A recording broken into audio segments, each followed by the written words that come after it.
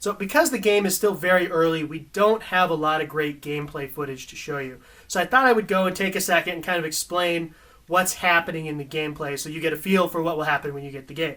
Aberford, as I said, is a hybrid of a graphic adventure game like Walking Dead, Wolf Among Us, where you go through and you've got complex moral choices and narrative options, and you talk to other characters in the story, and you move the story along as you see fit, more or less. And then the other half of the game is a brawler combat engine, and I'll talk about that a little bit more in a second.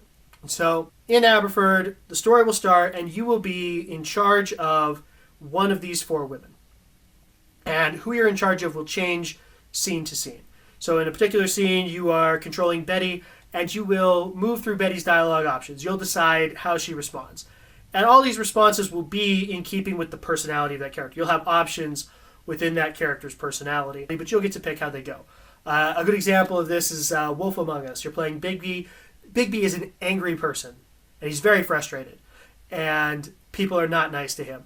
And you, as the player, decide, does Bigby hold back and keep it in, or does Bigby lash out? And both reactions would be within Bigby's wheelhouse of personality. I mean, you're the big bad wolf. You want to rip people's heads off, rip people's heads off. If you want to hold back, hold back. But both choices actually make the story interesting in their own way, and neither one goes against his personality. And that's how Aberford will be, is you'll have choices, both of which are part of that character's personality, ways that they could reasonably react to a situation. You pick which one, and the scene will continue to unfold as you keep picking those choices. So in one scene, you'll be controlling, say, Betty. You'll move through the dialogue options. You'll get different information from the characters based on what you choose, and eventually you'll decide what the team's course of action is going to be, what they're going to do next.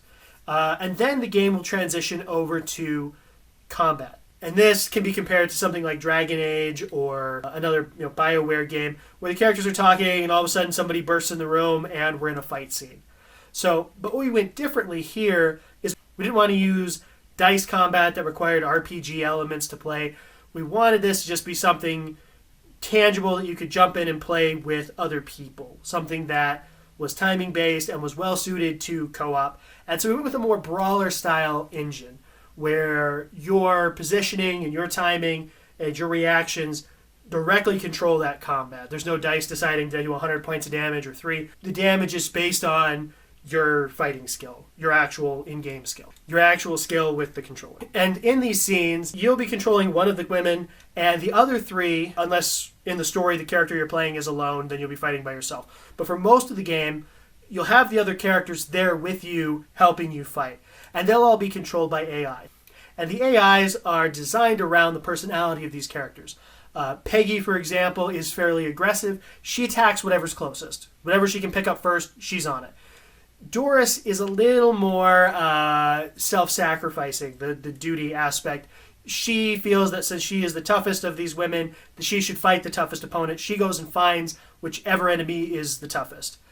Betty, because she's more nurturing and trying to protect her friends, she generally will attempt to target whoever is attacking the player. So she'll actually try to protect the player's character, whoever it is. And Sylvia takes a very strategic approach. She figures out which enemy is going to be the easiest and quickest to kill, and that's who she goes after. So that's how the AIs will act. Whoever you're in charge of will just do whatever you have them do with the controller. And if you got your friends over and they're playing, then they'll take over from the AI and just play however that player chooses to play.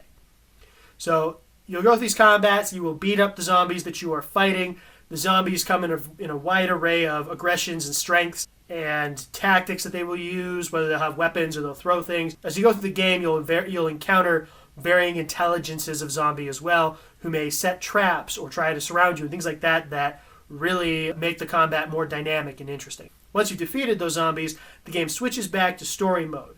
And depending on where we're at, it'll be a different character. So let's say you were playing through Betty and then we got into combat, and when combat was over, the next part of the story is actually more about Doris. So instead, you'll be controlling Doris, and you'll do her dialogue options and her personality, and you'll see these shifts. So this lets you do a couple of things. This lets you play through a great story, and not just as the one character, but as several characters. So you actually get 4 really phenomenal stories that are together, but they each have their own distinctness that goes along as the game unfolds. And then in the combat, you've got this fun, co-op friendly brawler combat that relies on your intelligence and reflexes to just have a lot of fun. And it's combat that you can then go into the challenge modes and just play it without the story and just beat up whatever you want. It lets us add in the expansion characters that you can choose from, and it's going to be a lot of fun.